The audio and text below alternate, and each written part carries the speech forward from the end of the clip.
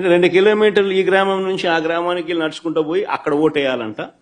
ఆ గ్రామం వాళ్ళు అక్కడ ఓటు వేయకుండా 2 కిలోమీటర్లు అక్కడి నుంచి నడుచుకుంటూ వచ్చి ఇక్కడికి వచ్చి ఇక్కడ ఓటేయాలంట. మళ్ళీ 8 and 11 చూడండి. నల్గొండారుపల్లి నుంచి నల్లపురెడ్డిపల్లె, నల్గొండారుపల్లి నుంచి నల్లపురెడ్డిపల్లె అంటే 4 కిలోమీటర్లు.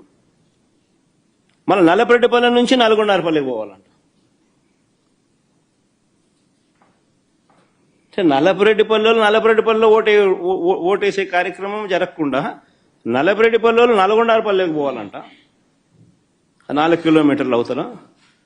నల్గొండారుపల్లెలో ఓటేయకూడదంట.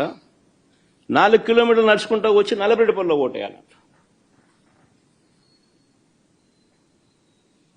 అంటే ఏ రకంగా స్కెచ్ చేసినారనేది చూడండి అని అడుగుతా ఉన్నా. ఇక్కడ నుంచి స్టార్ట్ అయ్యింది. దాదాపుగా 4,000 ఓట్లకు 10,000 ఓట్ల 10,600 ఓట్లకు గాను 4,000 ఓట్లకు సంబంధించిన పరిస్థితి ఇది. వీళ్ళ ఆలోచన ఏంది? ఆ వెళ్లే దారిలో వీళ్ళందరినీ భయభ్రాంతులు చేయాలా?